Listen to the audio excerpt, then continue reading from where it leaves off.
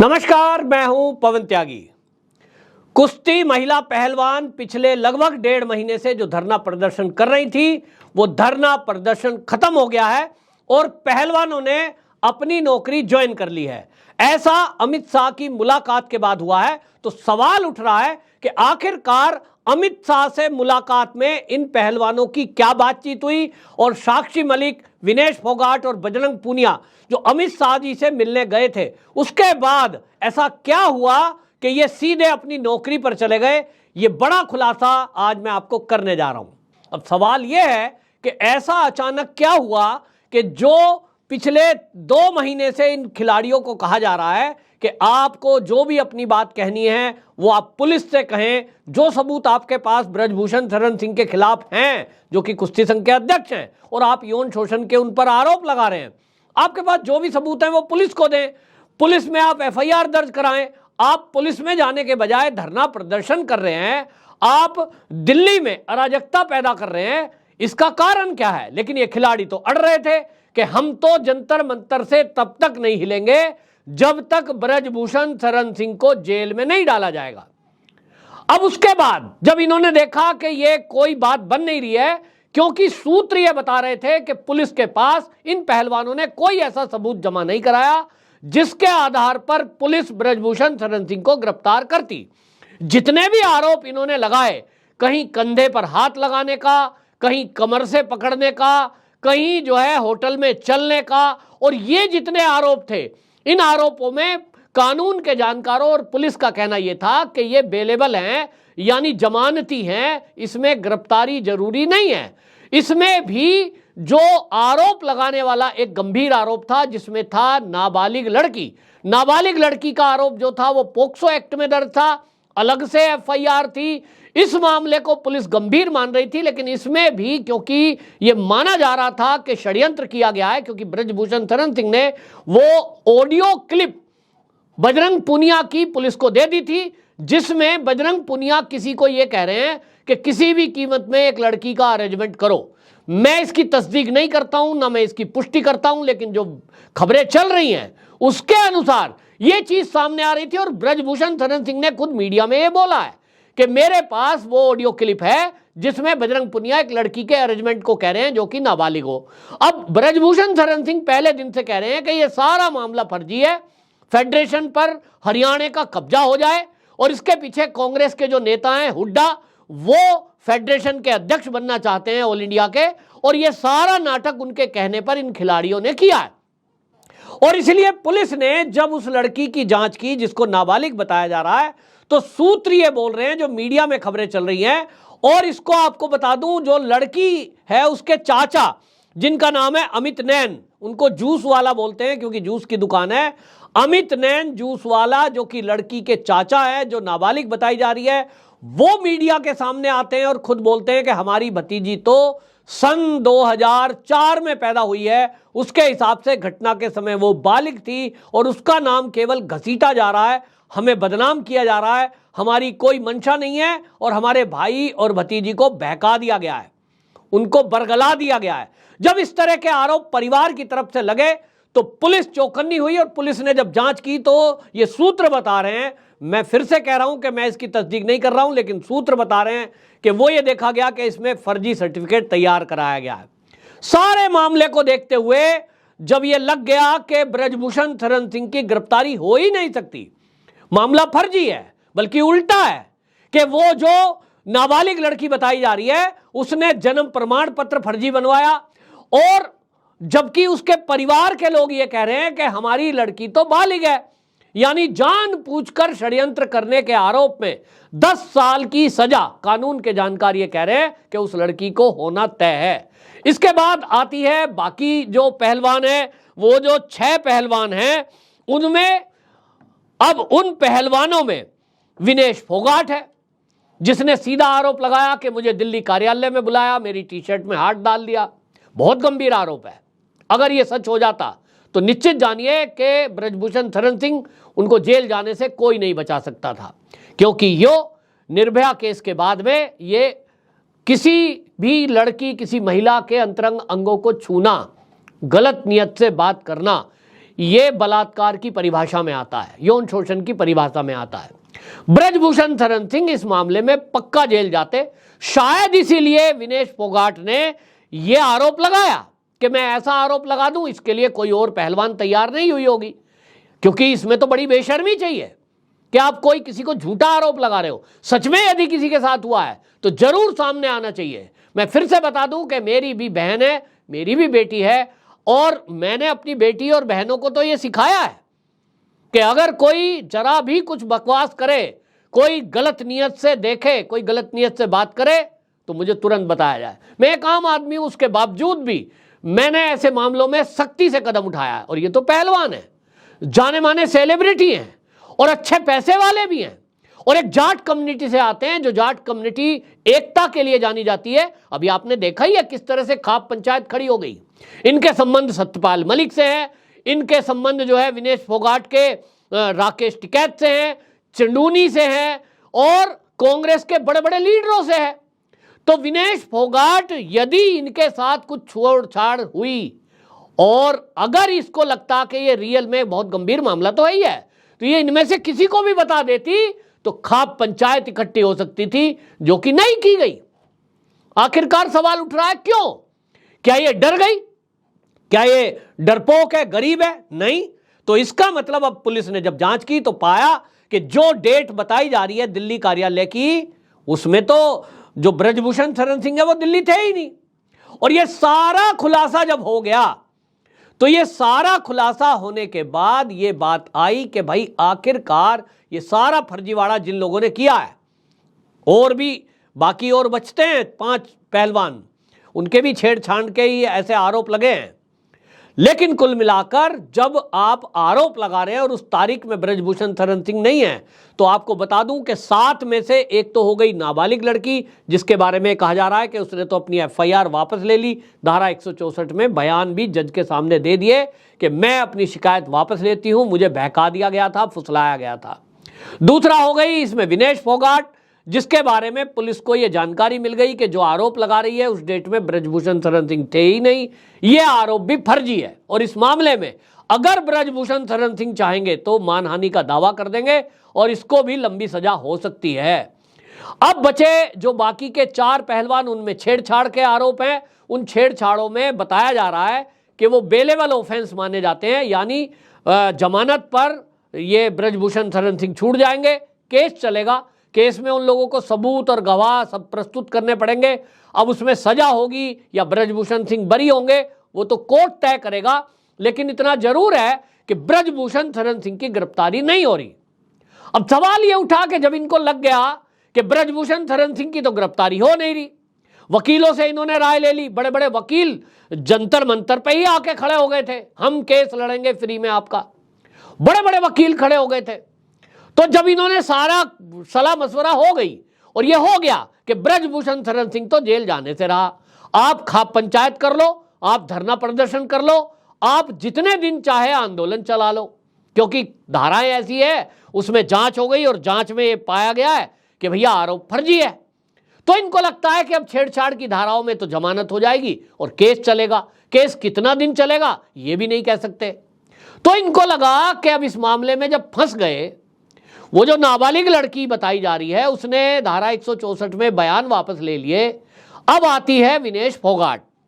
इनको लगा विनेश फोगाट, साक्षी मलिक, बजरंग पूनिया ये देश के लिए मेडल लाए, तो इसीलिए व्यवस्था हुई। और होती है कि जो भी सेलिब्रिटी होते हैं, चाहे वो क्रिकेट के खिलाड़ी हैं, चाहे वो हॉकी के हैं, चाहे तीरंदाजी है, जो भी खिलाड़ी हमारे देश के लिए खेलते हैं, देखिए सरकार उनको करोड़ों रुपए के मेडल देती है।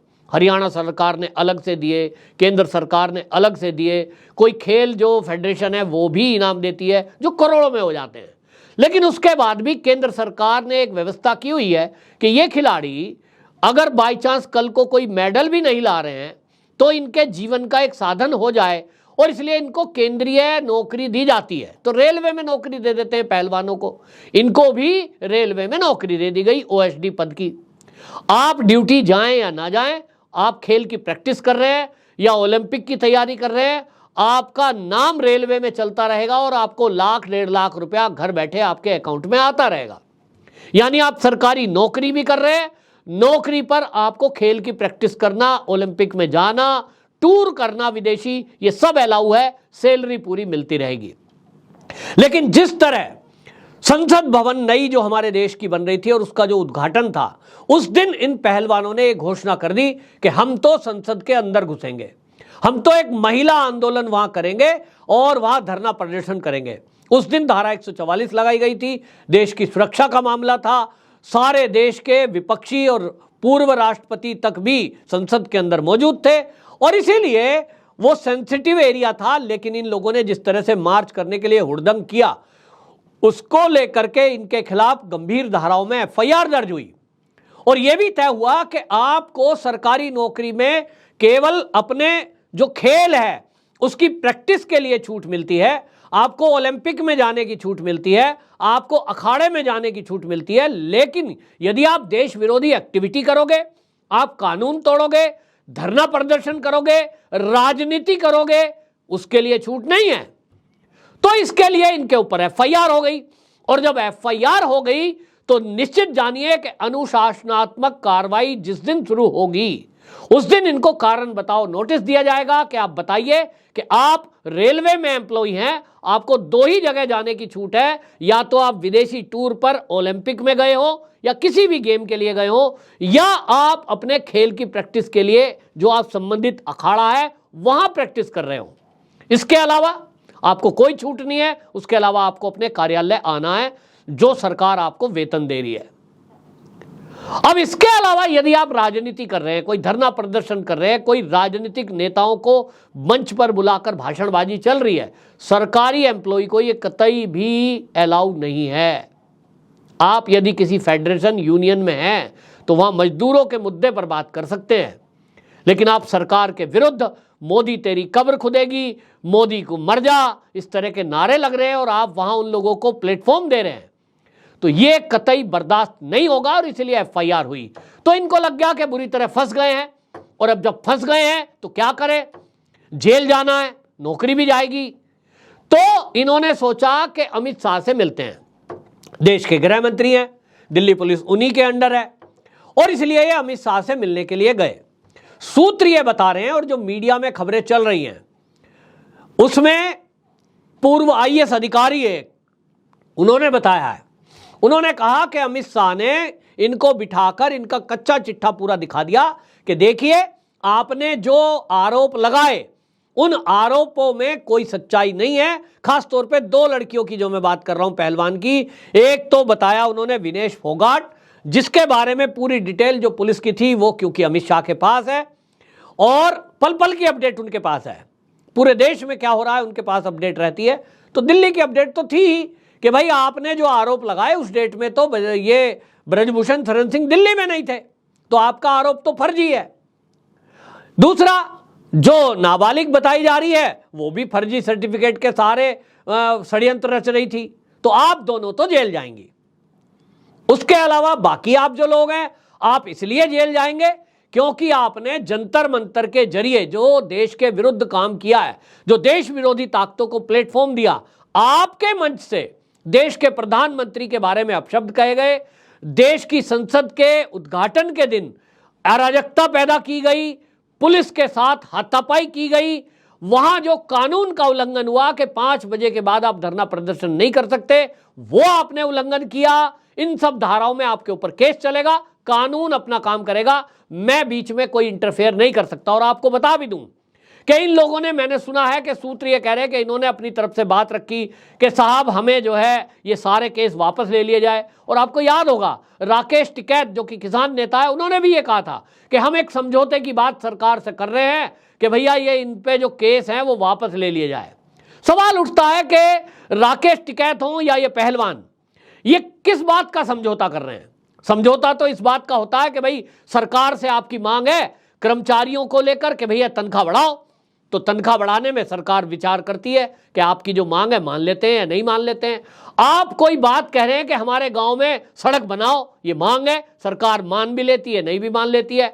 लेकिन ये क्या आप मांग करेंगे कि भाई आप हमारे ऊपर जो मुकदमे हैं वो वापस लो? आपको याद होगा जब किसान आंदोलन चल रहा था तो दिल्ली के बॉर्डर को जब घेर कर किसान यूनियन बैठी थी, उस समय भी किसानों के ऊपर मुकदमे दर्ज हुए थे। कई किसानों ने देश विरोधी बातें करी और कई किसानों ने दिल्ली के लाल किले पर 26 जनवरी के दिन तिरंगे का अपमान किया। ये किसान नेता सब लोग दबाव बना रहे थे केंद्र सरकार पर कि उनसे मुकदमे वापस लो, मुकदमे वापस लो। आज तक मुकदमे वापस हुए नहीं हैं। कृषि बिल वापस हो गए, वो बात अलग है, देश हित में मोदी जी ने वो वापस किए, लेकिन जो अपराधी हैं, जिनके खिलाफ कानूनी कार्रवाई की गई, वो जेल में है और अभी भी किन्हीं के ऊपर केस चल रहा है। तो वो पुलिस का काम है। जब पुलिस ब्रजभूषण शरण सिंह के खिलाफ जांच के लिए आजाद है, तो इन खिलाड़ियों के ऊपर जब एफआईआर दर्ज हुई है, तो इनके खिलाफ जब आरोप लगे हैं और ये फंसे हुए हैं, तो इनके खिलाफ केस वापस कैसे हो सकते हैं? और पूरे देश में बता दूं, गुस्सा है। देश के गृह मंत्री को और प्रधानमंत्री को लोग ट्वीट कर रहे हैं, टैग कर रहे हैं कि किसी भी कीमत में षड्यंत्रकारी पहलवानों को छोड़ा ना जाए, क्योंकि बार बार देश देख रहा है कि ये इसी तरह के धरना आंदोलन करते हैं, देश को बदनाम करते हैं, देश की सरकार को बदनाम करते हैं। सोचिए कितनी छवि हमारी इंटरनेशनल लेवल पर खराब हुई है कि देश के मेडल लाने वाले खिलाड़ियों के साथ यौन शोषण हो रहा है। पूरी दुनिया में थू थू करा दी इन्होंने। और जितने खिलाड़ी हैं रेसलिंग के, इसमें से जो विनेश फोगाट ने तो कह दिया 1000 के साथ यौन शोषण हुआ है, यानी हजारों महिला पहलवानों का इन्होंने अपमान कर दिया। अपने को ठगी महसूस कर रही है लड़कियां, बोल रही हैं कि हम जो पहलवान कुश्ती से जुड़ी हुई महिलाएं हैं, लड़कियां हैं, वो कह रही है हमें लोग शक की नजर से देखते हैं। बोले ये भी 1000 में एक होगी, इसके साथ भी यौन शोषण हुआ है। यौन शोषण का मतलब आप समझते हैं? तो ये बहुत बड़ा काम है और इसीलिए सब लोग ये कह रहे हैं कि केंद्र सरकार कतई इसमें डील ना करे और सबक सिखाए इन आंदोलन जीवियों को, पता लगे षड्यंत्र करने का मतलब क्या है। और इसीलिए कहते हैं कि अमित शाह ने इनको ये कह दिया कानून अपना काम करेगा, और अगर तुमने अपनी ड्यूटी ज्वाइन नहीं करी तो तुम अपनी ड्यूटी को भी खो दोगे, फिर मैं कुछ नहीं कर पाऊंगा। आप अपने ऑफिस पहुंचिए और ये धरना प्रदर्शन बंद करिए। आपकी जो मांग ब्रजभूषण शरण सिंह को गिरफ्तार करने की है, कानून के अनुसार अगर पुलिस को लगेगा कि वो गिरफ्तार हो या वो कोर्ट में प्रस्तुत हो, वो कोर्ट करेगा। मैं इस मामले में कुछ भी दखल अंदाजी नहीं कर सकता। मामला सुप्रीम कोर्ट के संज्ञान में है। और इस बात के बाद ये वहां से निकले तो इन्होंने बयान भी दिया है कि हमारी सामान्य बातचीत थी, हमने कुछ मांग रखी थी। अब मांग तो आप तब रखोगे ना कि मांग रखने लायक होगे, कि साहब फेडरेशन में महिला हो और जी फेडरेशन का जो हेड ऑफिस है वो पंजाब शिफ्ट कर दिया जाए, ऐसा बताते हैं कि इन्होंने अपनी तरफ से मांगे रखी है। तो फेडरेशन का चुनाव ये केंद्र सरकार के हाथ में ही नहीं है, ये स्वतंत्र बॉडी है। तो वहां समझौता कैसे कर सकते हैं? अमित शाह या देश का प्रधानमंत्री वो आश्वासन दे ही नहीं सकते कि फेडरेशन का अध्यक्ष कौन होगा। ये एक इंडिपेंडेंट बॉडी है जो इंटरनेशनल लेवल पे ये चुनाव होते हैं, उसका निगरानी इंटरनेशनल बॉडी करती है। तो सरकार आश्वासन नहीं दे सकती। दूसरा, मुकदमे वापस लेने की बात है, वो हो सकते थे कि केंद्र वापस ले ले, लेकिन वो भी अब कोर्ट से वापस होंगे, क्योंकि जब एक बार एफआईआर हो जाती है तो वो कोर्ट के अंदर जज साहब के सामने यदि सरकार अपनी तरफ से कहती है कि भाई हम अपना मुकदमा वापस ले रहे हैं, तो जज के सामने वापस होगा, ना कि इस स्थिति में अमित शाह जी के एक फोन पे कमिश्नर को फोन कर दें और कहे जी एफआईआर की कॉपी फाड़ के फेंक दो। ऐसा नहीं होता है। और इसीलिए अमित शाह जी ने कह दिया कि मामला कोर्ट में आने दीजिए, चार्जशीट दाखिल होने दीजिए, उसके बाद देखते हैं, लेकिन इसके पहले आप अपना ये सब धरना प्रदर्शन और ये राजनीति बंद करो, जो राजनीति अखाड़े, खाप पंचायत और किसान यूनियन के जरिए ये चल रही है।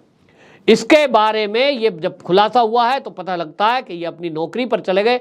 हालांकि ये कह रहे हैं कि हमारा आंदोलन अभी जारी रहेगा, वो तो जारी रहेगा ही, क्योंकि केस पता नहीं कितने दिन चलता है, तो देखना होगा। बहरहाल ये जो पहलवान हैं ये बड़ी उम्मीदों से ये सोच के निकले थे कि ब्रजभूषण शरण सिंह को हम नौकरी से भी हटवा देंगे, इनको सांसदी से भी हटवा देंगे, इनको जेल में डलवा देंगे, और फिर हरियाणा का वर्चस्व पूरी फेडरेशन पर हो जाएगा और फिर हम जो चाहेंगे वो होगा। तो वो हुआ नहीं है। कुल मिलाकर इनके सबके सपने चकनाचूर हो गए और ये एक पूरे कानूनी शिकंजे में फंस चुके हैं। आपकी क्या राय है? कमेंट बॉक्स में जरूर बताएं। वंदे मातरम।